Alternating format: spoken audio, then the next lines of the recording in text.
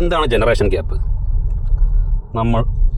നമുക്ക് താഴെയോ മുകളിലുള്ള ജനറേഷൻ അഥവാ ഒരു 10 വർഷം അല്ലെങ്കിൽ 5 വർഷം ഈ വർഷം അങ്ങനെ ഒരു ചെറിയ കാലയളവിൽ പ്രായത്തിലുള്ള വ്യത്യാസം, അവരുടെ ചിന്താഗതികൾ നമ്മുടെ ചിന്താഗതികൾ എല്ലാം വ്യത്യസ്തമായിരിക്കും. ഇതിനാണ് ജനറേഷൻ ഗ്യാപ്പ് എന്ന് പറയുന്നത്. എങ്ങനെയാണ് ജനറേഷൻ ഗ്യാപ്പ് രൂപപ്പെടുന്നത്? ജനറേഷൻ ഗ്യാപ്പ് പെട്ടെന്ന് അങ്ങോട്ട് രൂപപ്പെടുന്നതല്ല. ജനറേഷൻ ഗ്യാപ്പ് പല ആളുകളും പല എക്സ്പീരിയൻസിലൂടെ കടന്നു പോകുന്നവരാണ്. അത് മാസ്സായിട്ടുള്ള എക്സ്പീരിയൻസ് ഉണ്ടാവും, ഇൻഡിവിജ്വൽ ആയിട്ടുള്ള എക്സ്പീരിയൻസ് ഉണ്ടാവും. ഇനി ഓരോരുത്തർക്കും ഉണ്ടാകുന്ന ഇൻഡിവിജ്വൽ എക്സ്പീരിയൻസിൽ പാരൻസ് അതല്ലെങ്കിൽ നാട്ടുകാർ അതല്ലെങ്കിൽ പല രീതിയിലും എല്ലാം പെരുമാറുന്ന അവസ്ഥകൾ ഇതിനൊക്കെ വ്യത്യാസം ഉണ്ടാവും. അങ്ങനെയാണ്, അഥവാ ഇതിലൊക്കെ ലേണിംഗ് നടക്കുന്നുണ്ട്, ഓരോ കാര്യങ്ങൾ പഠിക്കുകയാണ്. അങ്ങനെയാണ് ജനറേഷൻ ഗ്യാപ്പ് രൂപപ്പെടുന്നത്. എന്ന് വെച്ചാൽ പണ്ടൊക്കെ പല കാര്യങ്ങൾക്കും സ്കൂളുകളിലാണെങ്കിലും കോളേജുകളിലാണെങ്കിലും ഒരാളെ കളിയാക്കുക എന്ന് പറയുന്നത് ഒരു പ്രശ്നം ആവില്ല. ചിലപ്പോൾ അദ്ദേഹത്തിൻ്റെ രൂപമായിരിക്കാം, അദ്ദേഹത്തിൻ്റെ സ്വഭാവമായിരിക്കാം, അല്ലെങ്കിൽ അദ്ദേഹത്തിൻ്റെ ശാരീരികമായിട്ടുള്ള പ്രത്യേകതകളായിരിക്കാം. ഇതെല്ലാം വെച്ച് ചിലപ്പോൾ ഇരട്ടപ്പേരുകൾ വരെ വിളിക്കുന്നത് ഒരു പ്രശ്നമില്ലാത്തൊരു കാലം മുമ്പുണ്ടായിരുന്നു. പക്ഷേ അത് മെല്ലെ മെല്ലെ മാറി വന്നു. അതെന്താണ്? ജനറേഷൻ ഗ്യാപ്പാണ്.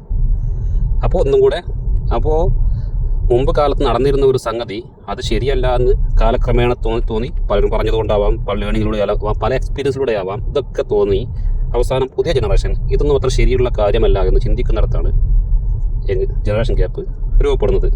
അഥവാ ജനറേഷൻ ഗ്യാപ്പ് നല്ല കാര്യങ്ങൾ രൂപപ്പെടും, ചീത്ത കാര്യങ്ങൾ രൂപപ്പെടും. ഇപ്പോൾ പാരൻസ് വളരെ ഷാട്ടിക്കറായിരുന്ന പാരൻസായിരുന്നു മുമ്പുണ്ടായിരുന്നത്. അവർ വളരെ നല്ല രീതിയിൽ ഉപദ്രവിക്കുന്ന ഒരു കാലം ഉണ്ടായിരുന്നു.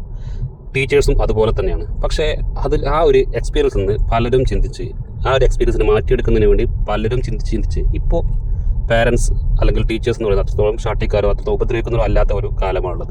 അങ്ങനെ പല ചില രീതിയിൽ നല്ല രീതിയിൽ ഡെവലപ്മെൻറ്റ്സ് ഉണ്ടാവും ജനറേഷൻ ഗ്യാപ്പിൽ. ചിലപ്പോൾ വളരെ മോശമായിട്ടുള്ള ഡെവലപ്മെൻറ്റ്സും ഉണ്ടാവാൻ സാധ്യതയുണ്ട്. അപ്പോൾ എല്ലാം നല്ലതാണെന്ന് പറയാൻ പറ്റില്ല. പക്ഷേ ഇതെല്ലാം ഉണ്ടാകുന്നത് എങ്ങനെയാണ് എന്ന് നമ്മൾ മനസ്സിലാക്കണം. അത് മനസ്സിലാക്കുന്നത് എന്തിനാണ്?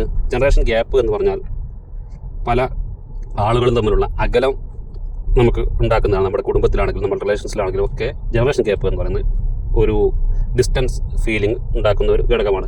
ഞാൻ ചിന്തിക്കുന്ന പോലെ ആയിരിക്കില്ല അദ്ദേഹം ചിന്തിക്കുന്ന പോലെ ആയിരിക്കും ഞാൻ ചിന്തിക്കുന്നത്. കാരണം എൻ്റെ കാലത്തുള്ള എക്സ്പീരിയൻസ് എന്ന് പറയുന്നത് വ്യത്യസ്തമാണ്. ഇപ്പോൾ കൊറോണ കാലം കഴിഞ്ഞ് ജനിക്കുന്ന ആളുകൾ, കൊറോണ എന്ന് പറയുന്നത് നല്ല ഒരു ഏജിൽ ഒരു 15 വയസ്സ് ആകുമ്പോൾ കൊറോണ എന്ന് പറയുന്ന ലോകത്തെ ബാധിച്ച ദുരിതം അത് കണ്ടു വളർന്നവർ തമ്മിൽ വ്യത്യാസം ഉണ്ടാവും.